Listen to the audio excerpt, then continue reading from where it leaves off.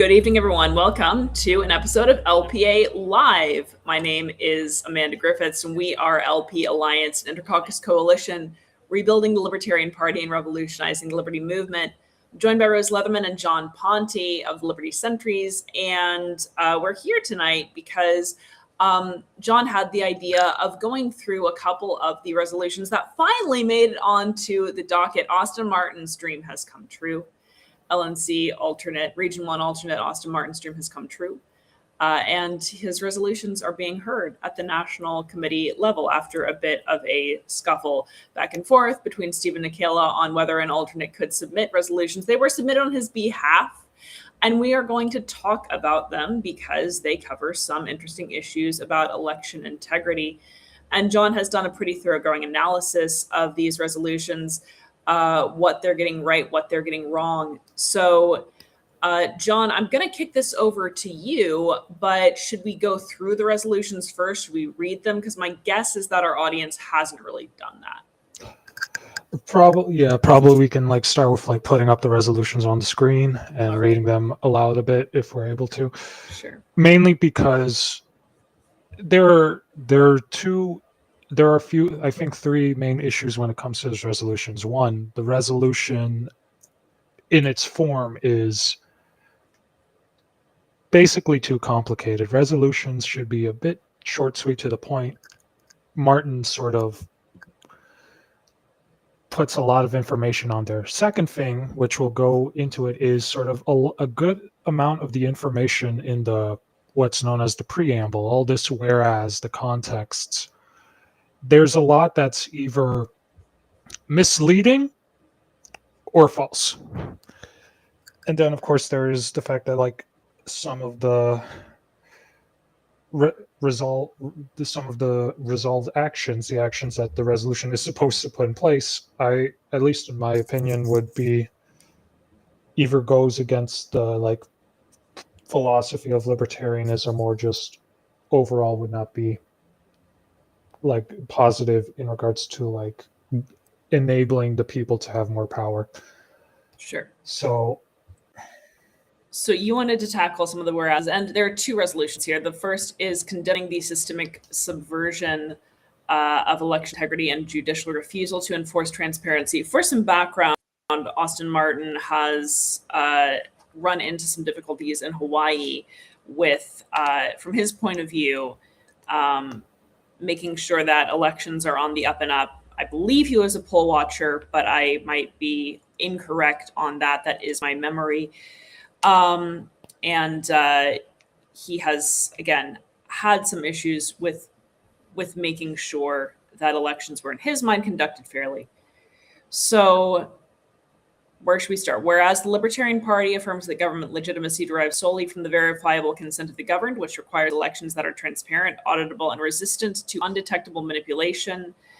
Yes. That one so far it's good. It's right. The thing is, there's going to be parts of these that are just simply trivially true, such as regards to that, and then they're going to get to things which, there's certain actual things that are going to be a bit wonky with it.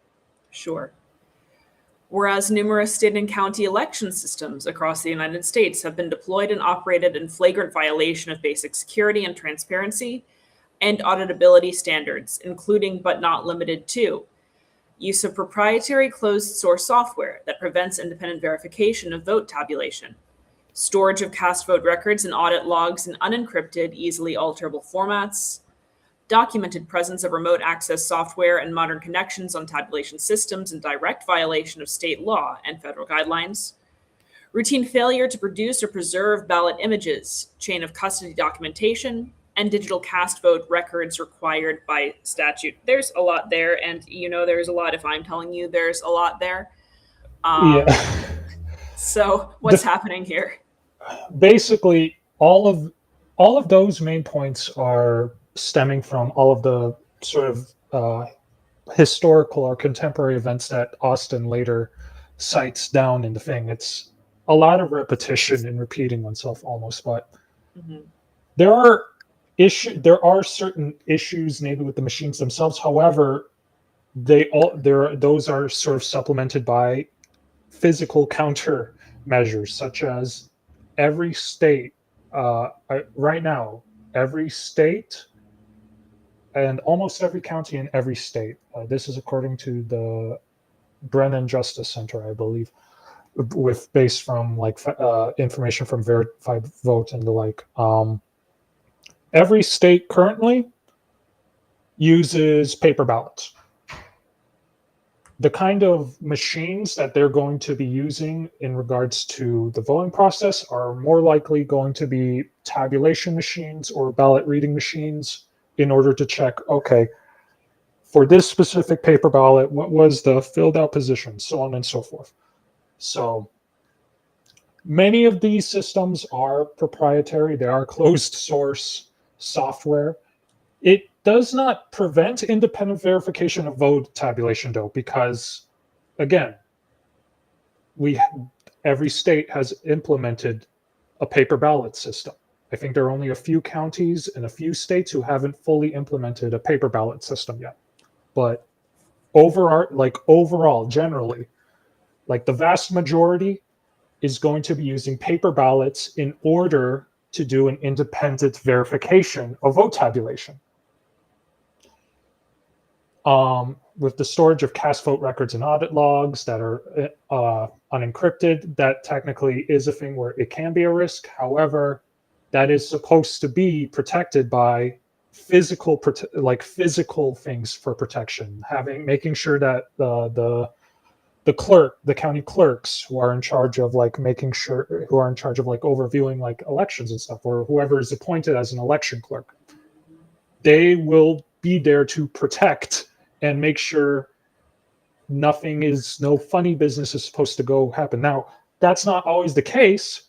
In fact, when we go further through this resolution, there will be a specific individual that Martin cites as a sort of political martyr that actually makes it so that can't talk today. He'll cite an individual who he sort of paints as a political martyr who actually did violate election security things by allowing unverified individuals to look in at those machines and stole the data and took the data from those machines. And that person went to a whole convention that was focused on a sort of conspiratorial, the whole conspiratorial stealing of the election in 2020. And she took the data that was copied from that all the way, and that is a convention that was happening in a different state, but that's spoilers. Right. Now, the documented presence of remote access software on tabulation systems in direct violation of state law and federal guidelines. There is the ability to have modem connections for those machines. Those do not violate state law and federal guidelines necessarily. Mainly because they wouldn't really be accepted if they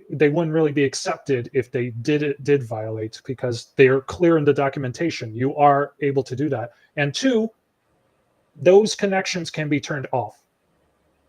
The machines, at least the machines that I know of, there is a switch that you can do, like a kill switch, not a kill switch, but like an off switch, so you can turn on and off any modem connection. So it could be completely without any modem connections, or it could be through a secure modem connection that isn't over the internet as we know it. It's a different kind of connection. It's a little bit complicated, which that's sort of the issue is with Martin and these resolutions. They throw a lot of stuff at you that it seems overly complicated, and so it's sort of, you're overwhelmed and you think, oh, okay, maybe because it's all this, it's right. A lot of it has issues. Got it. Now, routine failure to produce or preserve valid image, chain of custody documentation, that kind of stuff. If there is a failure, I don't know about it. I haven't seen possibly records. There could be, but again, if there are issues with some sort of failure to preserve something, they make sure they have physical backups. Like they make sure to back up the machines with all their data before they do any updates or anything. So in case of any issues, they will have a backup. But also, again, every state is using paper ballots. So if there needs to be a recount because of anything, they still have the physical paper ballots. So Right.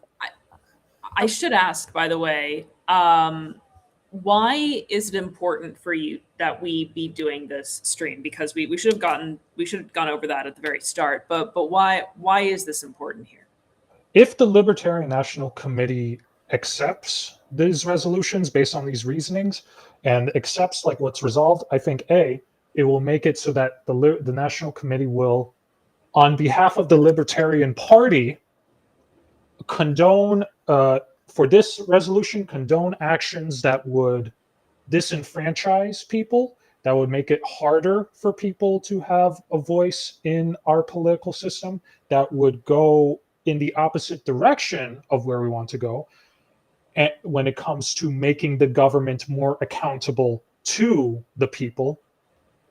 And just overall, it would not be, I do not think it would be a good thing or in accordance with libertarian principles. With the second resolution that we'll be looking after this, it will be having the Libertarian Party condoning and supporting illegal actions by the federal government. It will be having the Libertarian Party condone federal overreach that has been founded by at least one judge to be in violation of federal privacy laws.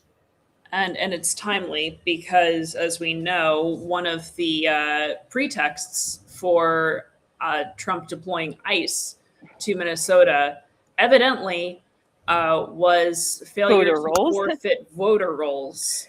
Yeah, Because when I think voter rolls, I think immigration agents.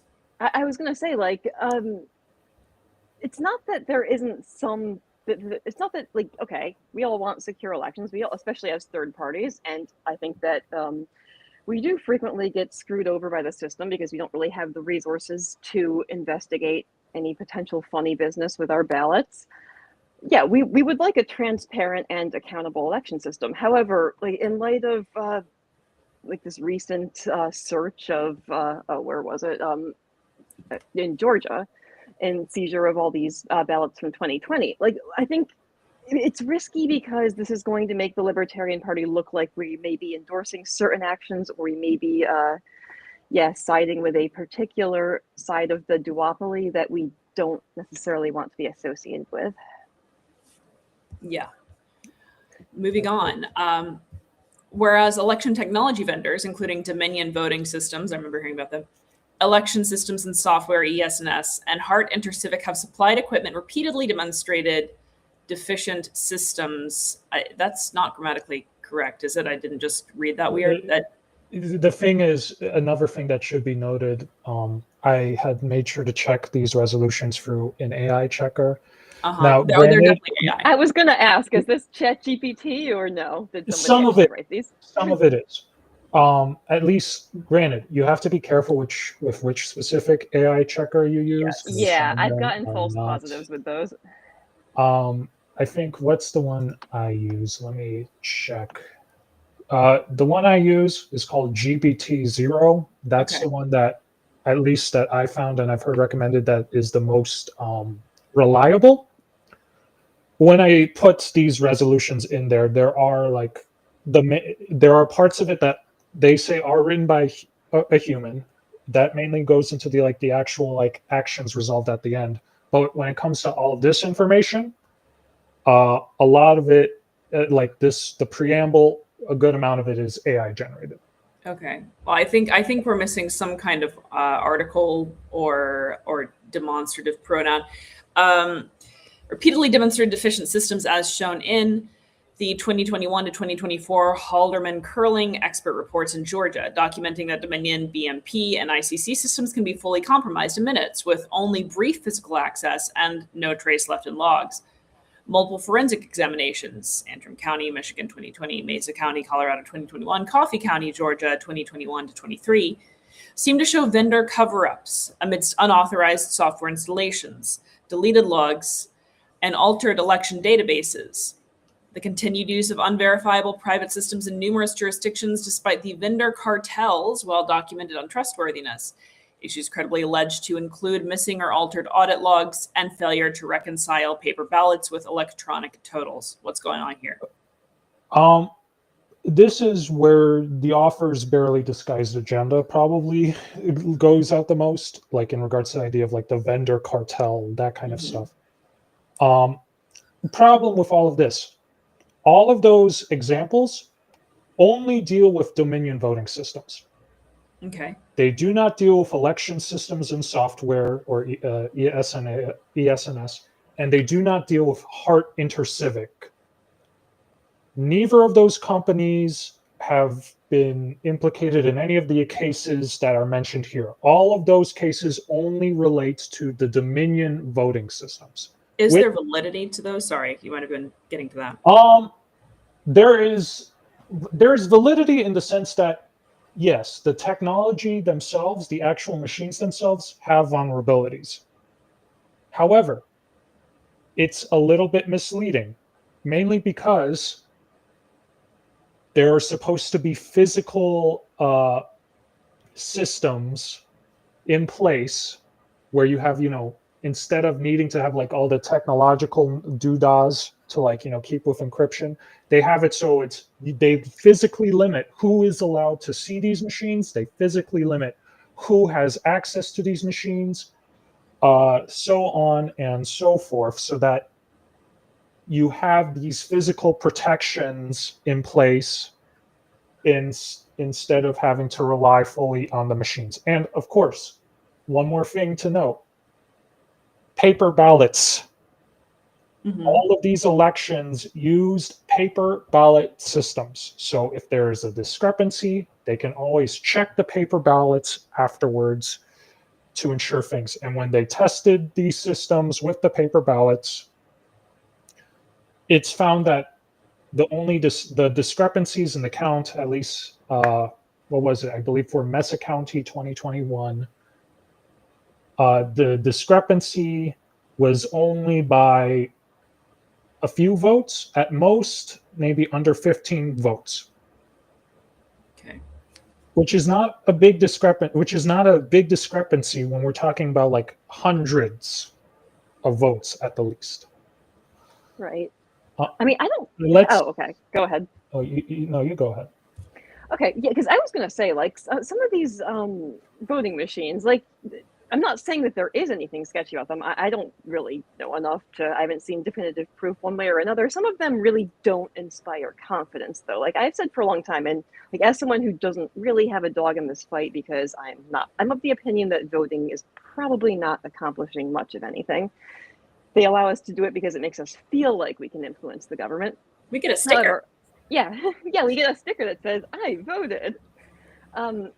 I have said for a long time, though, like, look, if we're going to have an electoral system, like the way that voting should be done, like, I think that, yeah, we should probably stick to paper ballots or have voting machines that use open source software so that anyone who has the technical know-how can audit them and make sure everything's on the up and up. People should probably count the ballots and have a camera zoomed in on each vote counter and have those recordings available at the National Archives for the next 20 years or so. Not because not saying that anything necessarily is happening, just because it would put people's minds at ease that yes, this was a fair election. You can see for yourself that everything was done according to how it's supposed to be. So, yeah, like I can understand like being skeptical of these of closed source proprietary software voting machines, but again, though, like, yeah, I don't know enough about these particular ones to know if there's really anything there that we should be skeptical of. It's one thing to be a bit skeptical of the security because, yeah, there are issues on a technological level. Like my career focus is in software engineering, so that kind of stuff, that kind of security, it's definitely important. But when you have these systems, we're not just relying on the machine themselves. We have these like physical systems in place within the election process in order to keep security. Is it foolproof? No. It's a thing where we will always have to try and work more towards having it so, one, we allow the greatest enfranchisement and the greatest ability for people to vote, even if we're a little cynical on whether voting actually changes anything. Right. We Let have to people find a have way their to, say to the yeah, tiny degree that they do have. Yes. we have to find a way to balance that while also trying to keep some level of security. So if people were to ask more for encryption, that's something that I would not be opposed to. A little bit of extra security there. There's always nice to have. It's just a thing where we have to not blow it up to a lot of proportions, which we're going to be going now into this thing. I don't think we should read the full thing out loud because it is just a lot. Much of this appears to be a list of personal grievances from Austin Martin. We did mention at the top of the show that Austin has had specific personal run-ins with the Hawaii Office of Elections. So whereas particularly egregious state-level offenders include, but are not limited to, he lists Hawaii, and I will read out that one just because he's, I think, most familiar with it. Hawaii Office of Elections ongoing refusal to release statewide voter lists, chain of custody records, ballot images, and cast vote records required by law, rendering independent verification all but impossible, according to a detailed investigation and petition filed by retired Army Colonel Doug Pasnick in August 2024. Josh Green was sworn in on December 5th, 2022, but the Elections Commission chair stated on December 12th that the election has not yet been certified. I will say that this happens a lot in states where you sort of know where the outcome is going to be. I live in California for quite some time. This was kind of routine. That's the thing with this case. So okay. The short end of it was the reason why the election had not yet been certified is that on the last day for someone to submit in a challenge to the election in the courts, there was an election challenge submitted. And the state of Hawaii cannot certify an election until after that election challenge has gone through. Okay. Now, there was possibly the thing is, from what I can see, I haven't seen any like proof yet that there was any malice towards it. I think there was a thing where Scott Nago, who is the chief of elections in Hawaii during that time, the ballots were all in. For some reason, Josh Green was sworn in, despite there being a challenge to the election. That might have been a fault on Nago's part, where he thought that because the challenge didn't really have any grounds, therefore he could do it. He should have left that. If I don't know, and I'm not trying. That's just my best reasoning for it, because in the end, the judge in Hawaii who took over that case found that there was no grounds for it. There was no case for it to make the challenge reasonable. So, that was go on. That was a case where it was like, should it have happened? No.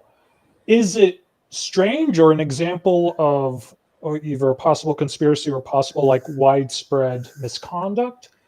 I don't think so. Right. There is really no reason, though, for the election certification to take so long in states where you know what the outcome is going to be, especially if anything, it should take much, much less time.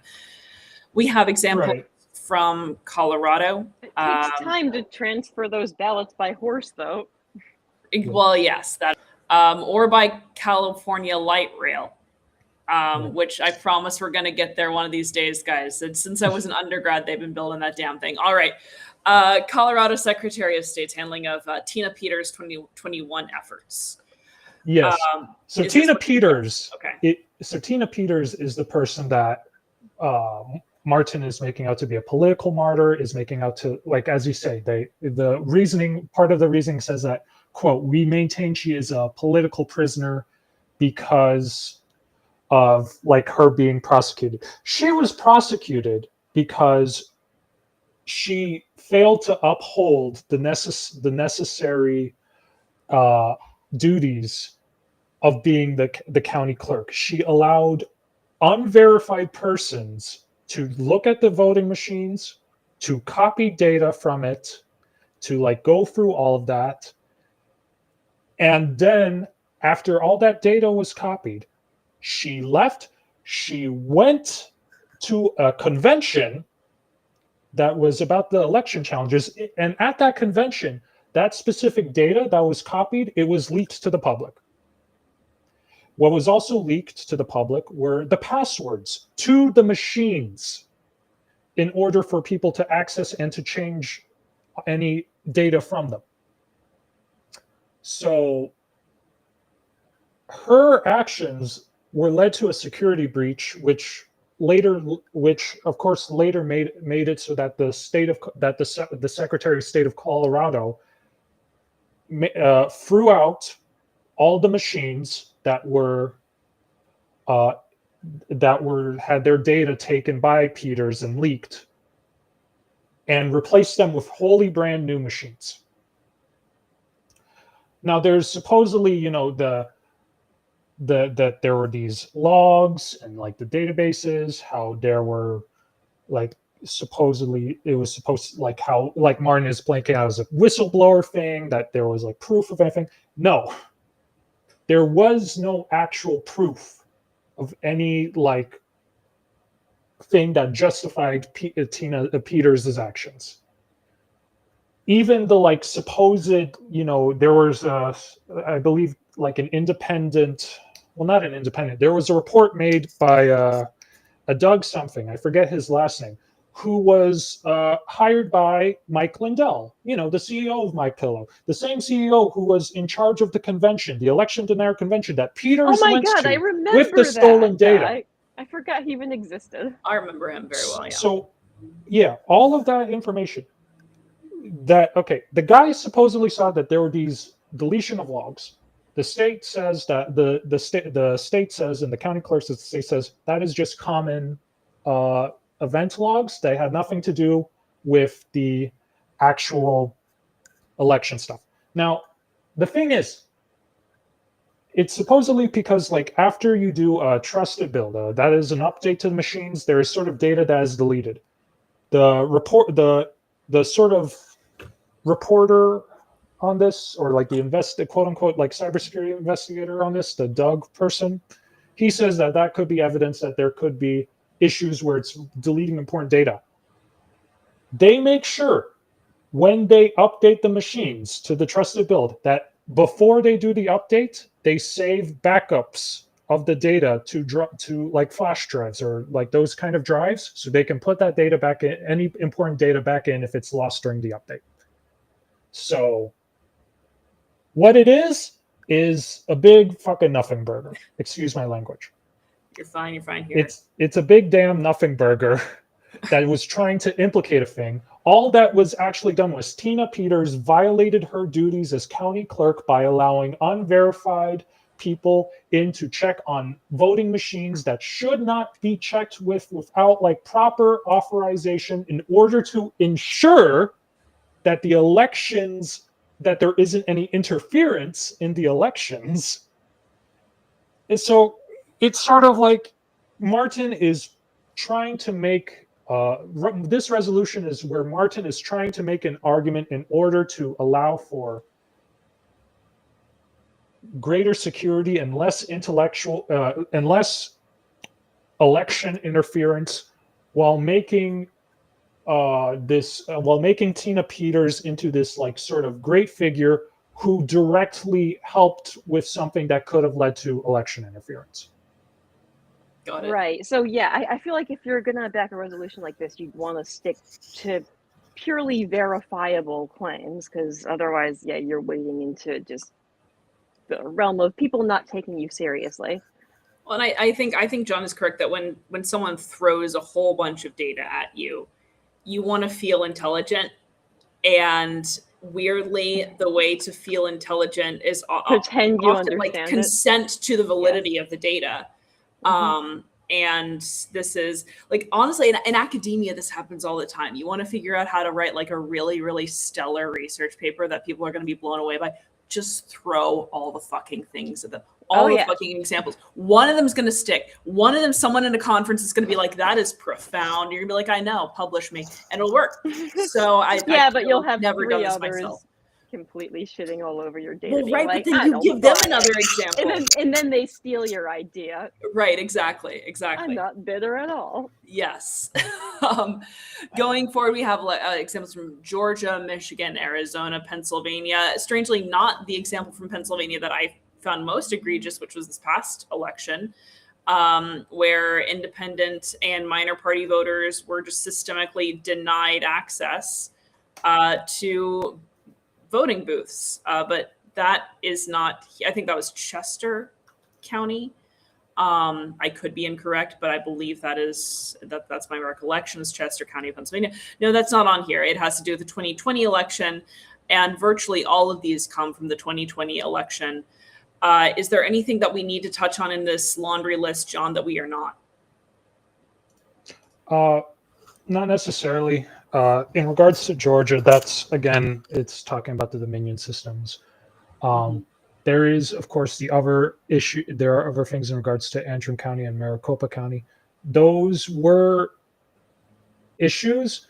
And the thing is, there can be issues because, yes, these machines can sometimes have errors in them. But that's precisely why they made it so that they have paper ballots in order to double check.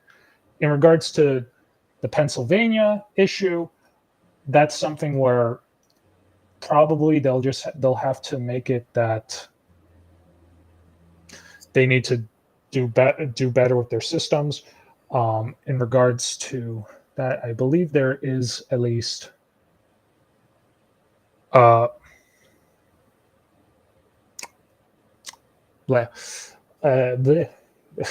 sometimes I lose my train of thought, but at least with Pennsylvania, it's a thing where that could have been an error. That could have been something that they should have fixed. And it's a thing of like, you have these bits of things that can be true, but they're either put in such a way that they're misleading and they try to create an image of something that isn't really the truth of the matter, or it tries to make it so stuff that is false information or other misleading seems to have more grounds because it's like, oh, maybe that's an actual like positive thing. Got it. Like that's an actual true thing. Whereas state and federal courts have systemically refused to examine evidence of these violations on the merits, instead dismissing cases on procedural grounds such as lack of standing. I mean, okay. Or improper presumptions of mootness, thereby granting effective immunity to officials and vendors who subvert statutory safeguards. Lack of standing is a big deal. In fact, it's not something. It is an important deal. And that's the thing. The thing with the supposed effective immunity for officials, that's because Martin had tried to sue Scott Nagel. Yes. Regarding the issues. He didn't have proper grounding. I do think there shouldn't be. The thing is, I do think there should not be immunity for officials. I do not believe in qualified immunity. I believe that you have to, if you are doing something that could possibly lead to corruption, you should have the trial should go through. You should have the full punishment. It's just a thing where with Martin, it's hard for me to trust that his case is actually true because of all this issue with informations. I think HVAC Soldier is making just a quick comment in regards to Dominion voting systems. Yes, a lot of states do use Dominion voting systems. I think a good amount of other states use different voting systems because of possible issues, or just because it could be cheaper or it could be more economically efficient to get a different voting system. It also depends on the state laws. Different laws require different types of voting machines, which different vendors will give like different resources, so on and so forth. But yes, Dominion is used in certain states, whereas other states, they'll use probably the other systems that Martin has cited earlier. Yeah. You might. So we have the resolutions now. Now, therefore, be it resolved, the Libertarian National Committee declares that the deliberate absence of circumvention of basic election safeguards, verifiable paper trails, mandatory robust audits, public release of digital records, and exclusion of secret proprietary code constitutes a systemic subversion of election integrity that makes the true outcome of affected elections unknowable. I'm going to go out on a limb here and say the true outcome of any election is unknowable. I mean, technically it would be knowable, but nobody, like, hand counting ballots takes ages and ages, and this is why we have these other methods. It's very easy Again, count them on camera with a camera zoomed in on each Yes. counter, Yes. but hey, what do I know? And Yes. besides, again, I don't have a dog in this fight because it's a rigged game. Yes. Yeah, again, The I don't thing is- doubt that the two major parties will do whatever they think they can get away with to get their people in office, but again, there's got to be evidence of something before we go and endorse a specific message as a political party. Right. And the thing is, some of this part of the resolution is technically already moot because, again, there is a verifiable paper trail. A lot of every state has turned to paper ballots. Mm-hmm. There's your paper trail. Now, if you wanted more like of a trail in regards to the actual data, that's another thing, because there's all this code and whatnot. But Number 2, condemns the continued reliance on closed source election systems from Dominion voting systems, election systems and software, Hart, InterCivic, and similar vendors whose equipment has been forensically demonstrated to be insecure and unauditable. We did Again. hear we heard about Dominion. We didn't hear about ES&S, and we didn't hear about Hart. yes, from what I understand, like those machines, I'm not entirely sure if they have similar vulnerabilities. They might. It's a possibility, but Martin doesn't give any examples. He only gives examples of Dominion systems. So you shouldn't base your resolution off of a plank of your resolution off of something when you only quoted the one case for the one thing. And well, not the one case. You only quoted cases for the one system, but not the other two. Here's an interesting one. Demands an end to universal mail-in voting. All right, so presumably we are not talking about absentee ballots for which people qualify, but I've never had a problem qualifying for an absentee ballot. It is remarkably simple.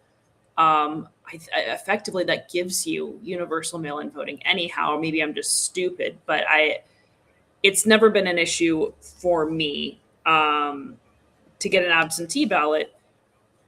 An end to universal mail-in voting, I understand the premise of that. It is certainly, easy to vote for everyone in your household. Very, very minor instances of double voting, triple voting have happened that way. I know someone who's done it multiple times, but it's incredibly rare, does not make a dent. So I'm interested in people's thoughts actually on an end to universal mail-in voting. I think when it comes to it, I'm very skeptical of it, because the thing is, this sort of calling for an end to universal mail-in voting is supposed to tie into Martin's demand in the next point, which is only paper ballots and single-day in-person voting. So he wants to, I believe, ban absentee voting as well. And that's the thing where I'm thinking. Go on. It's a thing where I'm thinking that seems like it's going to disenfranchise people. Oh, for sure. And it's interesting that this is coming from Austin Martin, who is in Hawaii. And there are plenty of people on different islands and in rural areas that could not get to a polling place, I would imagine. This is why virtual convention attendance was allowed for so long. And we all remember that convention. But it's interesting to me that then he would seek to eliminate any kind of absentee voting. The main thing is because he sort of ties that into, and we can like quickly read the fourth point. Demand a national return to paper ballots and single-day in-person voting, precinct by precinct, ending the domination of our elections by unaccountable machines, and fully returning our elections to human hands. Then it's asking about, demanding a prohibition of internet or modem connection with tabulation machines, releasing all ballot images and cast vote records, like mandatory requirement that all vote tabulation software be open source. Like those specific, some of these points are not bad. I want to just clarify, some of these points in the resolution are not bad. However, when it's trying to make it so that you're trying to ban universal mail-in voting, ban it seems absentee voting to only to have paper ballots, single day in-person voting, you are going to lead to the disenfranchisement of a lot of people, such as I think Starfield has an example. Those who are disabled can't leave their homes to vote. There could be, soldiers overseas Any student exemption are serving. Well, they do. I think absentee is usually has always under kind of current been a thing law. for people out of state or it sounds disabled. like what Martin is calling for is none of that either, which was the interesting point, right, to me. Right. Yeah. You're disenfranchising basically every student, unless they go to an in-state school, within their county, which is mercifully rarer and rarer. So yes, you are talking about disenfranchising quite a lot of people. Let's see. Should we go on here? But I just want to clarify in regards to disenfranchisement. This is supposed to be a resolution that is supposed to represent what the Libertarian Party believes. This is a statement that, if accepted by the National Committee, will be made in the name of the Libertarian Party.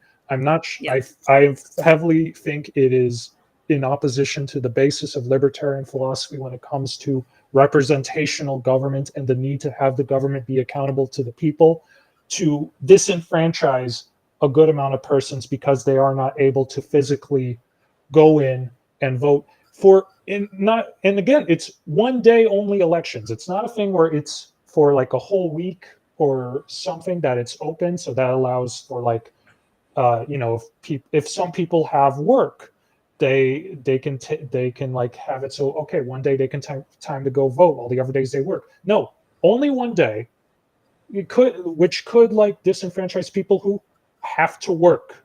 People work 12-hour shifts. They're doctors, Exactly.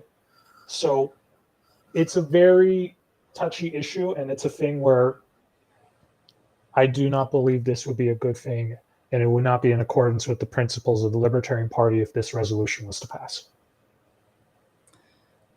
Condemns the pattern of judicial refusal to adjudicate documented violations of election transparency statutes and declares that such refusal amounts to complicity in the erosion of Republican government. I can't really say anything about that because it's that's again more going into Martin's own agenda and biases when it comes to his frustration with the judicial system in the state of Hawaii. Here we're getting into actual directives. Directs the LNC chair and all state affiliates to prioritize support for legislation and litigation that enforces strict ballot chain of custody, mandatory hand-counted audits of a statistically significant sample in every election, severe criminal penalties for any official who destroys, withholds, or alters required election records. I'm not sure the LNC chair can direct what to prioritize for a state. You can encourage. That is the thing. That is the thing. This is sort of directing it's not just directing LNC chair, but it's directing all the state affiliates to prioritize that kind of legislation first, which I think it's a thing where the states should be allowed to prioritize whatever legislation that is important for them. In regards to Hawaii, that could be in regards to environmental issues or zoning issues, like with the recent thing. That might be different in Florida. That might be different in New York. That might be different in Colorado.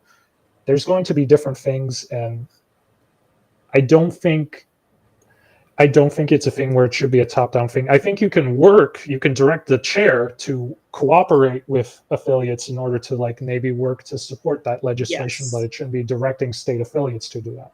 Yes. and- Affirms that sorry, go on. No, you can read it. I was going to read it. Affirms that the Libertarian Party will not presume to recognize as legitimate any office holder seated through an election in which these minimum safeguards were demonstrably absent or violated. That's what we call risky, because Yes. what you're essentially saying is that you will deny the election of anyone, anyone. You will deny the election of anyone who is put in the seat who, even with some of these safeguards, do not like go with all of these safeguards. It's a very tricky thing because this is very open-ended, I think. Like, again, as a third party who rarely has the ability to take these things to court or to get an investigation, I can understand why we want to support safeguards that ensure that we're not being disenfranchised any more than we already are, which is a lot.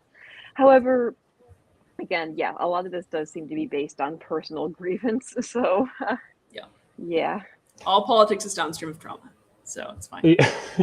But all right, now to resolution 2. Okay, so this, I guess you're saying that this is the especially feisty. This is the one that where if it is passed by the LNC, it is saying that the Libertarian Party condones the illegal actions of the current administration, who is, in order to do these photo rolls, is committing federal overreach. 1 second. Pick the wrong one. Okay. All right. This is only 2 pages, guys. Resolution in support of U.S. Department of Justice enforcement actions to compel disclosure of statewide voter registration lists. Again, if I'm not mistaken, this was is precisely what right now. It's really not great timing. This is precisely what Donald Trump is demanding Minnesota do in order to maybe not have a paramilitary group shooting citizens, possibly if you promise for serious. Resolution, yes. Whereas the United States Department of Justice has filed or is expected to file multiple lawsuits against election officials in various states, including but not limited to Hawaii. So now we have it with an apostrophe. Arizona, New Mexico, Nevada, Virginia, Washington, Colorado, Massachusetts, Delaware, Connecticut, Wisconsin, Georgia, Illinois, Rhode Island, Vermont, Oregon, and a partridge in a pear tree for denying or restricting access to full statewide voter registration lists in violation of the public disclosure provisions of the Civil Rights Act of 1970. Now libertarians like the Civil Rights Act. Now they like, until yesterday, I thought Austin Martin was calling various persons. I thought we were getting accused of supporting critical race theory or something. I don't know. The National Voter what the current talking point is. Registration Act and the Help America Vote Act. The federal government, in sending the original letters requesting that data, requesting that private voter information to these states that they are now suing those states in, they did not follow the proper procedure as listed in those acts. That's why the case was dismissed with prejudice in Oregon, because they did not follow the proper procedures as outlined in the Civil Rights Act of 1960, in the National Voter Registration Act, and in the Help America Vote Act. They did not provide the proper reasons that allows them jurisdiction to get that private information of voter data. Speaking of Oregon, go on. While the judge originally dismissed with prejudice because they did not have the proper reasoning, he later wanted to talk with the lawyers again because of the Minnesota thing, because of what's happened with Minnesota, where the Justice Department is trying to force Minnesota to give that voter roll information or continue to have the American Gestapo stay in Minnesota. That showed an intent that judge, I forget his name, let me just pull it up. as you do that, I want to respond to Natalie, who's saying run that through the AI text detector. I don't know if you were here when John said that he has done that. He did it with GPT-0, which is, I think, according to John, more reliable than some of the others. And it came up as partly human written, but also, I don't know what the percentage that you saw was, John, but substantially AI written. Is that a fair description? Substantially AI written. There are some parts that show to be written by a human, but the most part it is written by AI. Yeah, the judge was the judge is Justice if I can find District Judge Mustafa Kasubai basically issued a tentative oral ruling saying that the lawsuit will be dismissed because saying, like, agreeing that this is from the Jefferson Public Radio. January 14th, U.S. District Judge Mustafa Kasube issued a tentative oral ruling signaling his intent to dismiss the lawsuit, agreeing that federal law does not require states to turn over personally identifiable voter information. Right. And again, the main reason that this was thrown out was because they did not have the proper reasonings and the stuff as required by those 3 voting acts. I'll talk a little bit more, but we can continue reading through this, and then I'll go more into depth on some of these things. Whereas these federal statutes impose clear, non-discretionary obligations on state election officials to maintain accurate voter records and make voter registration lists available for public inspection and copying for lawful purposes, including election oversight, integrity verification, and enforcement of voting rights. That's true. Okay, that is true. I think that's a thing where it's trivially true. Yeah. But granted, not necessarily available for public inspection, but for inspection by the government. Right. In regards to these acts. But that part is trivially true. Whereas numerous state election offices have demonstrated a pattern of noncompliance by refusing or unduly restricting access to these records in response to formal requests from federal authorities and other qualified parties. Again, not a good look right now. They are not unduly restricting access. They are Sorry, you go, Rose. Okay, I was gonna say, this is one of those things that, suppose for a moment that we had a sane, or halfway sane government that was limited in its scope and power and respected individual rights, this would not necessarily be a terrible idea. Okay, have the voter rolls available so that if something comes out looking shady, okay, you can look through the voter rolls and just make sure everything's on the up and up, make sure that everyone's on it, should still be on it. In this particular timeline, I mean, we know where this is going, okay? The federal government wants access to the voter rolls so that they can challenge votes by specific people who they, I think, are most likely to vote for the other team. Yes. And these state election officers that are not complying with the federal government, they're doing so in order to abide by their state's privacy laws and by federal privacy laws. Yeah, it's not just about vote challenges either. This has people's home addresses and other personally identifiable data. Granted, that's in a bunch of other different databases too, but yeah. All of that private information, which is protected by privacy. Easier to track down immigrants. So it could be serving multiple purposes here. Yeah, it can be used for your ethnic cleansing crusades as well, in addition to helping you win the election. Yes. What's the next? Whereas such noncompliance fosters secrecy rather than scrutiny, undermining public confidence in elections and eroding the transparency and accountability essential to free and fair democratic processes. Does he like democratic processes or not? I thought he was a Hoppian. This is a genuine question. Does Austin Martin he was voting? Never Hoppian. He was never. Yeah, I don't think so. I think he joked or he said one time he might be some liking certain arguments, but he is not a Hopi. Yes. Okay. He is not a Hoppian. Hoppians are at least some flavor of anarchist. He is fully They against at least anarchism. have an internally consistent philosophy, even if I see a lot of things wrong with it, that will have to be its own stream someday.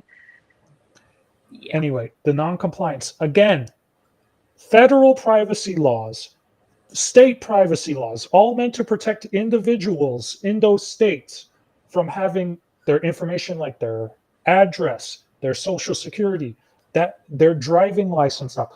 All of that private info is meant to be kept in order to protect, their safety, especially when it comes to current government federal overreach, where they're sharing this data to the Department of Homeland Security, to ICE, to these things, where they will be trying to harm people with this information.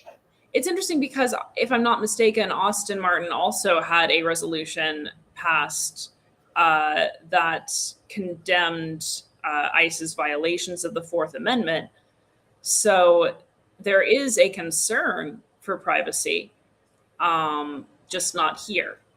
That is a good thing, and I'm glad you brought that up. We have one resolution, him condemning ICE violating the Fourth Amendment rights to privacy and the like. Here we have Martin supporting the federal government in their violation of federal privacy rights, which could logically be coming and derived from the Fourth Amendment, the protections of the protection to not have unreasonable searches in the Fourth Amendment. Yeah. And also, the Libertarian Party platform specifically states that they support the protection of privacy, especially when it comes to third-party owned records. In this case, the third party are the individual states who are holding the individuals' information with them as part of their voting records. We also have here, oops, wrong one. Okay. Whereas affiliates of the Libertarian Party in multiple states, as well as individual libertarians and third-party organizations, have independently sought access to voter registration data to which they are lawfully entitled under state and federal law, only to face repeated denials similar to those challenged by the Department of Justice. I think this is something that Austin Martin attempted. Okay, so as Rose, you said earlier that with New York, there are issues in regards to voter access, and possibly there is a disenfranchisement problem. We don't know the full scope of it because, again, coming up with the resources and also people with the motivation to actually try to get an investigation going is difficult. But yeah, so we lost our ballot access. 2022 was the last year we had ballot access. So there is, in New York, though, you can have official write-in candidates and then unofficial write-in candidates. Chase Oliver was an official write-in candidate. However, we have confirmation that at least one county threw out a ton of Chase Oliver votes because they had President Chase Oliver and then Vice President Mike Termott written in the write-in space.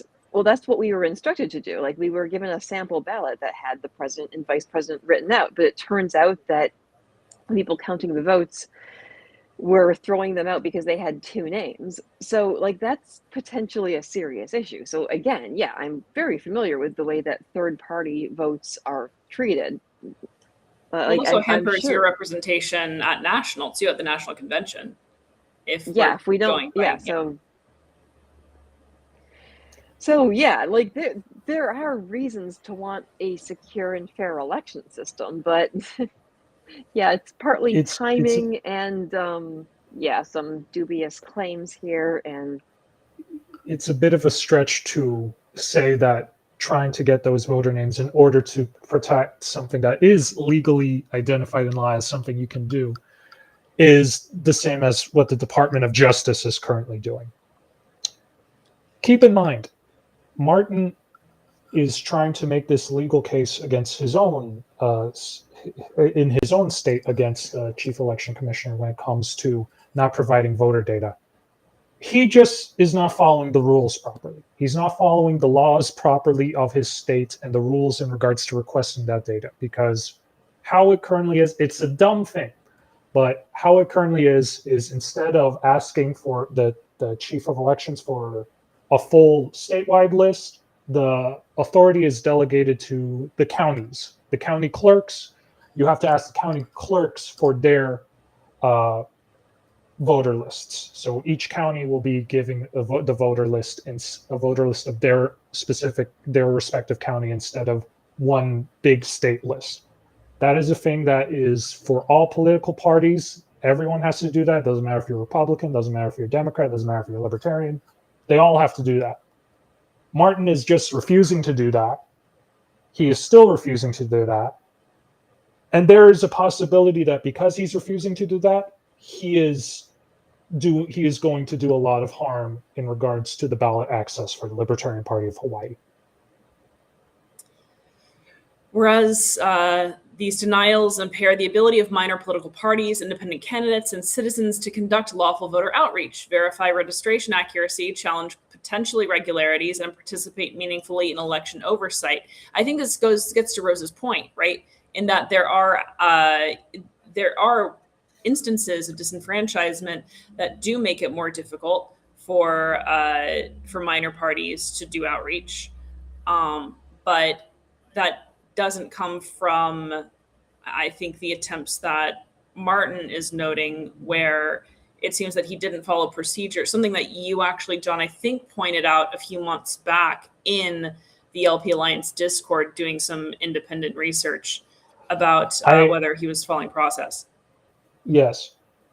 For Liberty Sentries, we had initially been supportive of Martin. We had thought he was following the proper processes and that this was actually a possible violation of law. However, when we had more time to do a bit more research, we found something that we missed, and that was those specific rules and laws regarding to the county clerks being authorized to give the voter information in the stead of the chief of elections. And so I believe it could have been a few months ago, we made a statement, sort of a retraction of our past statements in order to correct what we had now learned, that Martin was not following the proper legal procedures in order to get the lists. It's a dumb rule. I do agree it doesn't really make too much sense as a rule, but it's a rule that is enforced onto everyone. It's not a thing where there's selective practice where they only do that with certain parties or not. I haven't seen evidence of that. So it's just he didn't follow proper legal procedures. But again, there are things that are true here in regards to like minor parties being impaired by certain state legislation that makes it harder for them to get voter access.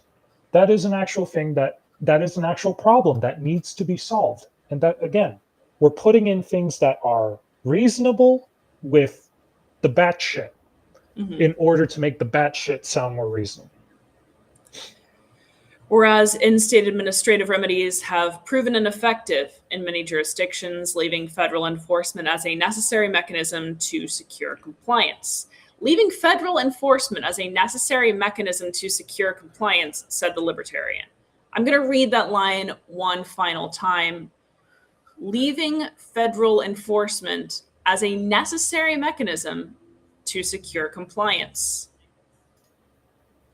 Yeah, I mean, as libertarians, first thing I think of when I think libertarians, I think you should comply with the law. Yeah. Isn't that what we stand for? If it's federally enforced. Mm-hmm. Yeah. Look, I am sympathetic, in fact, in theory, to arguments for nationalized elections in theory. Insofar as I think if you have a state, it makes theoretical sense to say, okay, well, we want elections to be conducted similarly in a streamlined process across the board. However, comma, as Kyle Davis says, however, comma, when that makes it easier for abuses of power to be scaled to the national level. And when we take into account that there are all kinds of adverse incentives to cripple the voices of your political opponents, it doesn't make for a very good system. Federal enforcement as a necessary mechanism to secure compliance with an institution that could disempower the federal enforcers is likely not going to align well, not going to achieve the compliance that I think, being charitable, Austin seeks. I think a main thing we have to note here is that the federal enforcement that is being practiced by the Department of Justice is not the same federal enforcement that is not a federal enforcement that would ensure like voter access for minor political parties. It is specifically done in order. It is a political effort done in retaliation for the 2020 elections. What and I what think the that is hell? something Yeah. we have to be very clear about. What the hell I federal mean, enforcement would secure enfranchisement for minor political parties? What the hell incentive is there on the national level? yeah, to do I that? mean, I'm sorry, but neither major party is going to want to make sure that the third parties are properly have their votes properly counted. Be reduced to write-in status in 2 minutes, all across the country. Ye- I thought, have we not moved past trying to compromise with either of the main parties? Like, have No, people no. still not learned their lesson that they are not our friends and they will throw you under the bus and Evidently not. do way worse than that very quickly as soon as you stop being useful? Evidently not. The Nazis, People the don't want to Nazis learn and from their Libertarian mistakes, Party, do they? the Nazis and the Libertarian Party of New Hampshire wants to like coalition with MAGA. So no, they have not learned their lessons, and precisely because this is what they want, because they're fucking Nazis. Yeah, I mean, but they're Nazis, so they're at least internally consistent. I'm talking about the people who at least claim to be libertarian and think they hold libertarian values and think we can work with these people. Whereas claims that lawful requests for public election records undermine public trust, invert fundamental principles of open government as transparency and undermine public and invert fundamental principles of open government as transparency and accountability are the foundations of trust in electoral systems, not obstacles to it. I don't know where all of a sudden we decided to look at the government as the savior and defender of people's rights as libertarians. I think it has to be reaffirmed. These are not lawful requests. Yes. According to David Carter, who is the judge presiding over the United States District Court of the Central District of California Southern Division, because like it was mentioned earlier, there was a lawsuit in California. That lawsuit has been dismissed with prejudice. Why? Because Judge Carter stated that these actions by the federal government violate federal privacy laws. They are not lawful actions. These are not lawful requests for public election records. They're not even requests for public election records. A lot of states do have like some relatively public info when it comes to election records, mainly in regards to birth of date, name, birth of date, the county you might live in, and party affiliation. The Department of Justice is not requesting those. They are requesting specific private information relating to home addresses, social security numbers, driver's licenses, so on and so forth. If he's just talking about the political parties asking for that, that's a totally different thing. But I am very suspicious when that's the thing, and I'm more likely to interpret this as about the Department of Justice thing when it's talking about how requests for election records undermining public trust. The whole thing is meant to undermine public trust because the current administration is trying to make it seem as if the 2020 election was fraudulent. That's the whole reason they're trying to get all these voter records. They want to see if they can have some like proof, or even just make the illusion that there was something wrong with the 2020 elections to such an extent that there could have been fraud and it should have been Trump that got elected. Well, and then what, right? So it's not just an haha, feeling vindicated. It's then, so we need to do elections differently in the country. I mean, we I need would to have a start nationalized by- system. Go ahead. No, go on. I think I that was gonna there's say, if Trump actually had or was supposed to win in 2020, I just want to say, if someone actually did steal it from him, I just want to say that was the stupidest thing you could have done. Imagine if he had just served out his second term, still surrounded by people like Mike Pence and all the other establishment politicians. Like, I feel like he would have been a lot more limited in what he could do. I think throwing him out of power for 4 years and giving him the opportunity to make alliances with some actually powerful people made things way worse. But again, so that's just in the event that, yes, the 2020 election was rigged. I'm just going to say that was one of the stupidest things that you could have done. well, and again, it gives pretext for a much more totalitarian electoral system going forward. Mm-hmm. Now, therefore, be it resolved that the Libertarian Party fully supports the U.S. Department of I don't even. People, Yeah. someone's going to clip this. Someone's going to clip me reading this, No, and it's no. I'm going to go in my Oppo file. Fully supports the U.S. Department of Justice's enforcement actions. Quote: seeking to compel compliance with federal election record disclosure requirements in non-compliant states, including Austin's pet lawsuit. That's the thing. Honestly, I know that AI wrote this. I know that an LLM wrote this because even Austin Martin has the wherewithal not to phrase it in that statist level of language if it's a libertarian resolution. Yeah, I That's incredible. clearly you haven't kept in the loop with what Martin has been saying publicly on places like Twitter or thing where The mute this button is is a not wonderful something. thing. he doesn't show up in my Twitter feed that often anymore, and I'm not going to argue with the algorithm for once. Yeah, this is a thing where you can definitely see it's Martin's agenda because he's specifically listing Hawaii Yeah. and his complaint against Scott Nagel, the chief elections officer. I don't know why I said the chief of election. Well, same thing, just different formatting of names. But it's a thing of like, a lot of this is his own agenda and not really a libertarian agenda. It does not align with libertarian principles because. Go on. No, you go on. No, I was just saying it's incredible. So I was not offering anything additional. Yeah. It's just it's a hell of a sentence. I've highlighted it. It's hell of a clause, I should say.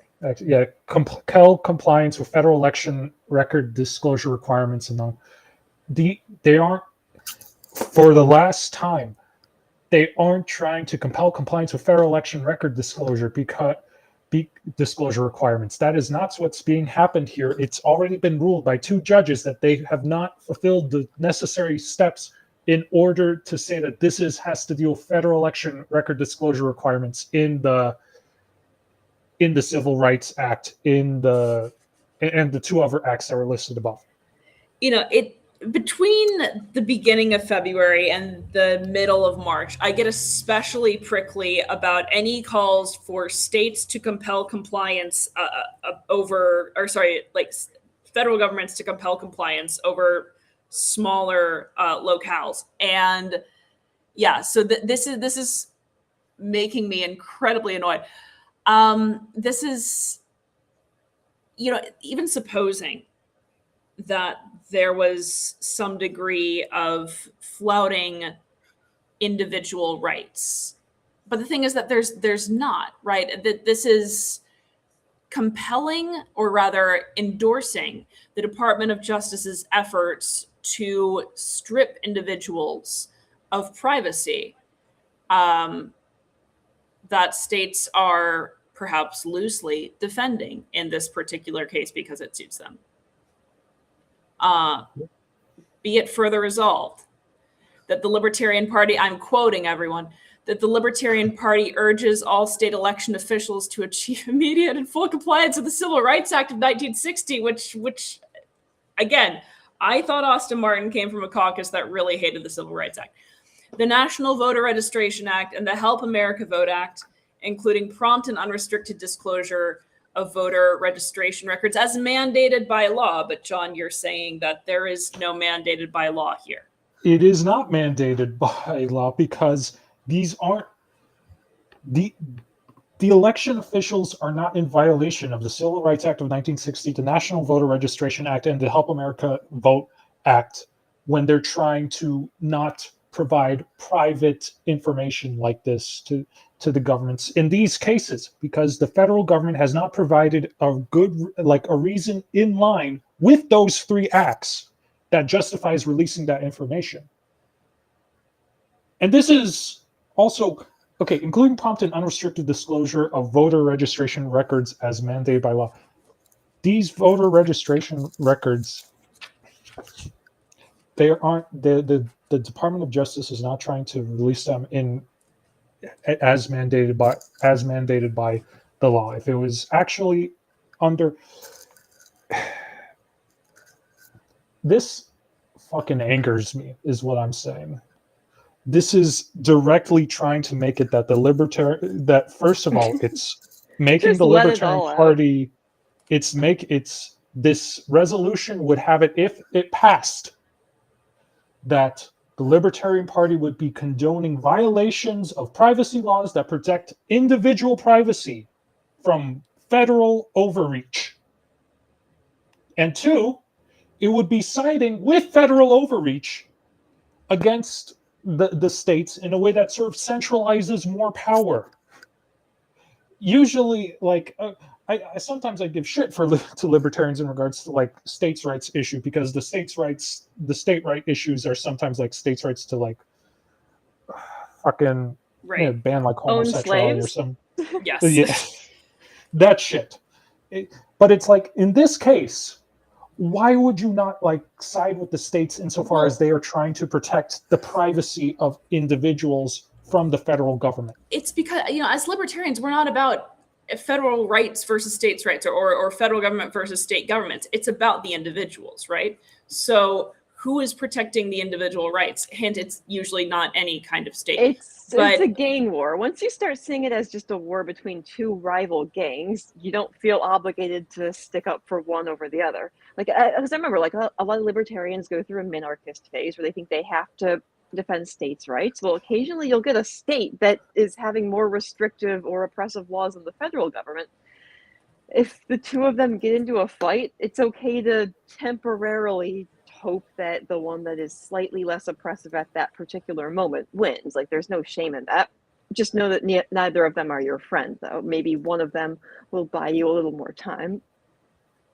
Be it further resolved that the Libertarian Committee calls upon federal authorities to continue vigorously exercising their jurisdiction to address systemic non-compliance with election transparency and record access requirements nationwide, and transfer the political administration of the Baltic Fleet to the Petrograd Soviet. Look, sorry, John, go on. I think you're now like seeing why I got so angry with this. This is, sorry guys. Again, like I said earlier, this is saying that the Libertarian Party is siding with the federal government to violate individuals' private rights to privacy when it comes to their voter record, like their voter record information.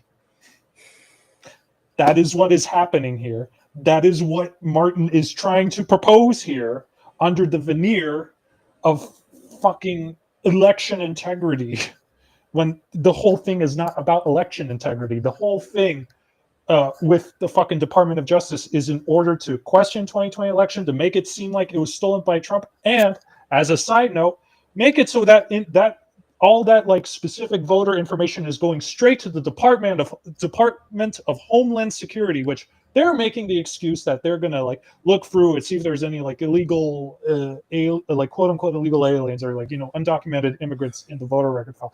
Why are we trusting the Department of Justice to take voter information that has home addresses, social security numbers, driver's licenses, all this information alongside, of course, state party affiliation, under the guise of election transparency, right? Because when you hear election transparency, usually you're thinking, oh, protect the little guy, have the little guy's voice be heard. So have any kind of interference in voice be eliminated or checked. But here we are actually increasing interference against people's voices because the transparency is targeting not the official, but rather the individual, right? That, oh, let's make all of these data transparent.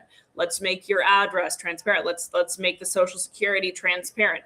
Let's make all this targeting transparent. That is choking voice rather than amplifying it. It's like saying, and I'm sorry to keep harping on the metaphor. I'm really not sorry, but it's like saying that secret ballots are somehow interfering with election transparency. This makes me angry. Sorry. Does anyone else have thoughts? Rose, you want to say something before?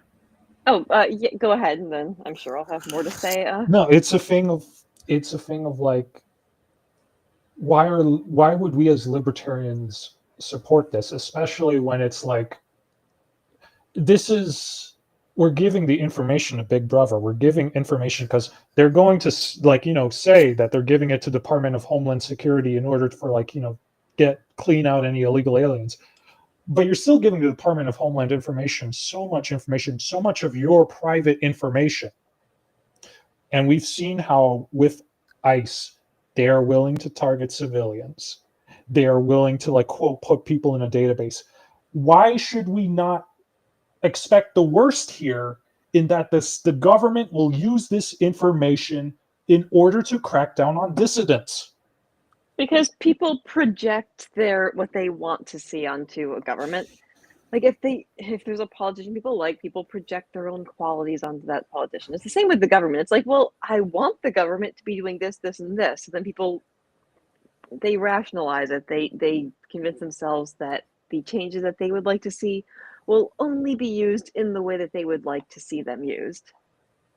Or at least that's the only explanation I can come up with, because otherwise, yeah, it seems pretty obvious that this government is not going to use laws like this in a way that benefits anyone. Be it finally resolved that the Libertarian Party affirms that election integrity is strengthened, not weakened, by lawful public oversight. The word lawful is doing a lot of lifting in that clause. Accountability and strict adherence to constitutional and statutory obligations governing electoral processes. Now, as John, you pointed out that these constitutional and statutory obligations that Austin is referencing are non-existent, as he presents them at any rate. Basically, the constitutional and statutory obligations would actually have it that the voter, at least according to the rulings that have been made that dismissed the lawsuits in those challenged states that Martin referenced earlier, that the constitutional and statutory obligations would side with the states that are not giving private information of individuals to the federal government. It's based on an assumption of lawfulness that does not exist, because what the federal government is doing and what it has been doing to the lowest agents in ICE that executed and murdered Rene Good and Alex Preddy, to the highest levels with Pam Bondi, Trump, and all those fuckers, they are doing what they can to consolidate power and make it so that they are not liable, and they are not that they are not accountable to the law. That is what they are fucking doing. Yeah. We weren't sure whether we would have time for, but I like to close the palate cleanser. I don't think that's actually how you do it in cuisine, but we're going to go with it. You did propose alternate resolutions, John, that did take on election transparency. Are you comfortable with briefly reviewing those? Sure. Let me have send you the file. I think it's the Google document file, right? Amanda does her homework. I barely do. If I'd done my homework, I wouldn't have been seething. I only skimmed Austin Martin's resolutions until right before this show, and then I actually read through them. So I'm like, I should probably know these. Here's what I have, and see, John's are much blessedly shorter. Short and to the point. Yes, they don't need to be overly So these long. are two resolutions. They are specifically in reaction to Martin's resolutions. I made it so that when you write a resolution, you should not make it overly complicated. You want to have a short preamble. You want to have simple, sweet to the point, and resolved things like the actual actions being planned. And as a bonus, 100% certified, made by a human, no AI. Well, how do we know that you're not an AI? No. John and I both are far too long-winded in our writing ordinarily for me to think that he's AI. So that's a compliment, John. He doesn't use enough M dashes. So, I know, I use tons of M dashes though. That's the thing. I use them too, and now I feel like I can't because people are going to think I'm using AI. It's so use annoying. them without apology. But I mainly had an issue with overusing semicolons, but I guess. So this first one is in response to that first resolution from Martin's reread regarding, election integrity and that kind of things. So I don't know if y'all want to read it or I can read it. Go ahead, read it. You're the author of it. Okay, so the preamble, it's just two short things. Whereas challenges to the integrity of elections have become numerous and trust in the election processes waning, and whereas representative government cannot function without trust and transparency in these processes, so that's the simple preamble. I don't know if y'all want to go like line by line comments like we did with Martin's resolutions or not. It's up to you if you think there's something to note, or we can just read straight through. It's not really, but I guess I'll read the full resolution, then we can talk more in regards to it. So, okay. Be it resolved that the Libertarian Party reaffirms its positions as stated in plank 3.6 of the party's platform, which as a note for this, you have no mention, like you don't necessarily have to have a mention of the platform in a resolution, but when it comes to these specific issues, I think it's probably good to at least have some reference to the party platform, since that's what our position, that's what's supposed to state the positions of the party, our platform. So if we can reference the platform, that's a little extra bonus. So we reaffirmed the positions in plank 3.6. Furthermore, the party supports the principles outlined in Lars Mapsted's Voter Bill of Rights. So the Voter Bill, I don't know if we want to pull up Lars Mapsted's The Voter Bill of Rights, but I don't have it immediately accessible, but okay, that's fine. But it's basically, overall, it's a good thing of rights. It's like, it is trying to get more transparency. It's trying to get more security with the voting machines, like greater encryption, like that kind of stuff, where it is, compared to what Martin's resolution is, it's a list of actions that, if taken, would help with election security and trust in the elections, as well as public access and accountability and transparency, while not disenfranchising voters. So it's something that I think is something that's positive, could be incorporated. Plus, the Voter Bill of Rights was adopted by Chase Oliver in his presidential campaign, and the Libertarian Party did duly elect him to be the party's presidential candidate So it's a good thing to reference. Good thing to reference. Furthermore, the party calls on legislators to support legislation that makes the election process more transparent and representative of their constituents in accordance with the above, which is the above plank and the Voter Bill of Rights. And furthermore, the Libertarian National Committee shall coordinate with state affiliates for the purposes of, one, educating members and the public, so like educating members of the party or state affiliates and the general public on the election processes of their locality. So it could be not just in regards to their state elections, but also their county elections, local elections, that kind of stuff. Offering legislation to make elections more fair, representative, and transparent, lobbying legislators to pass such legislation, and coalitioning with other organizations for such purposes.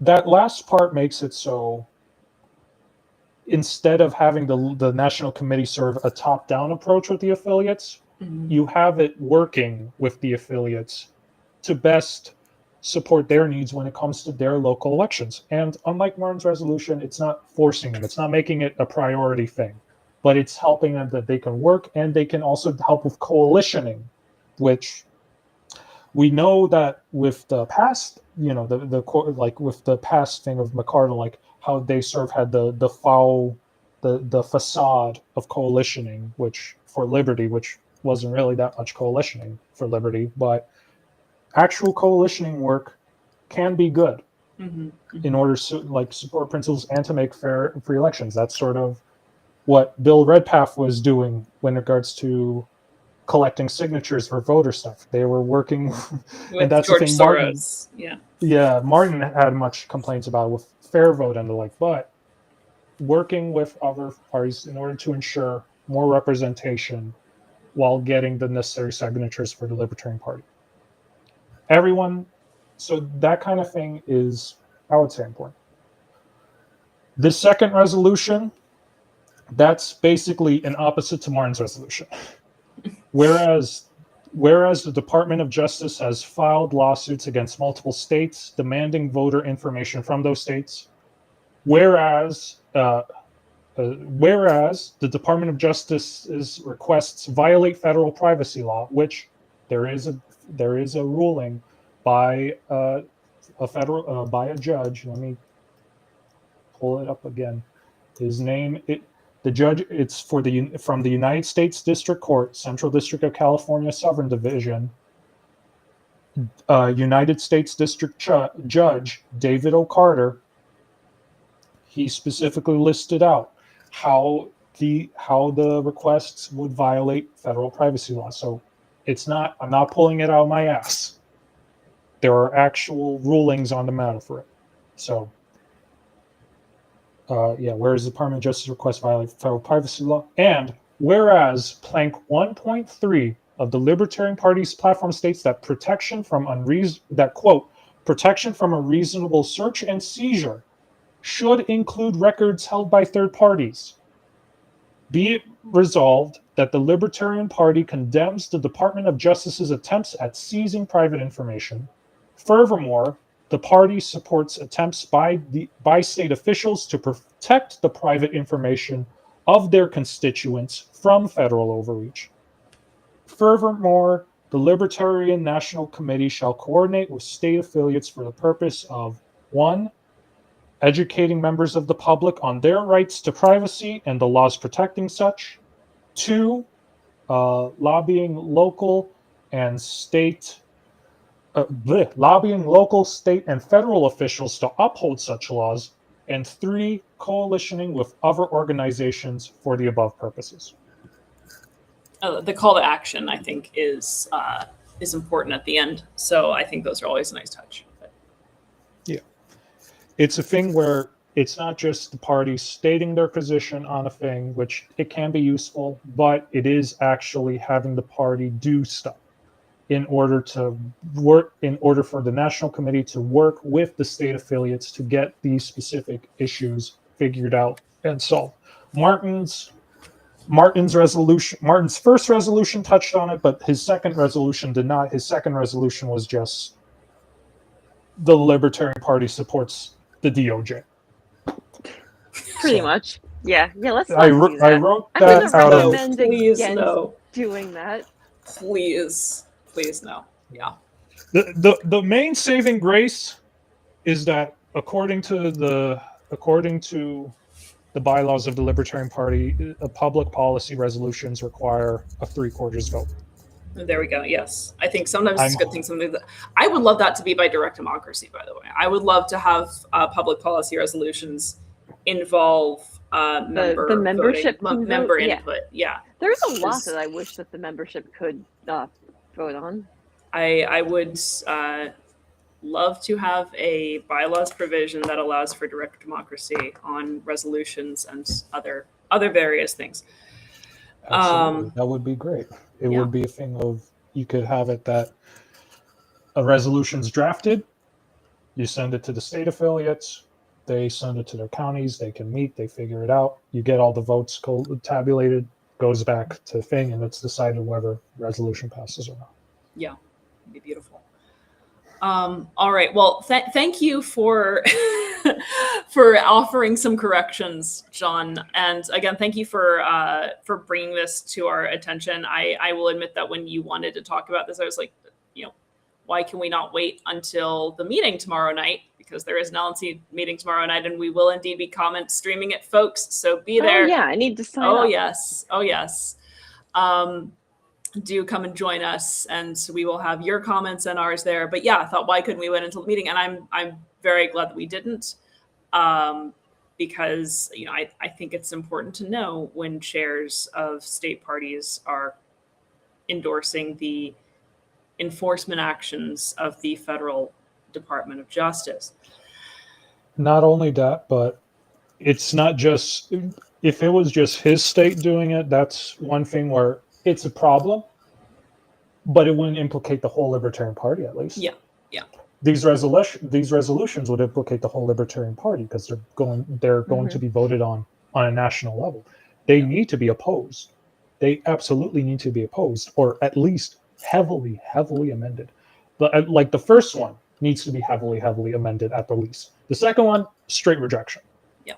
Straight rejection should not be passed.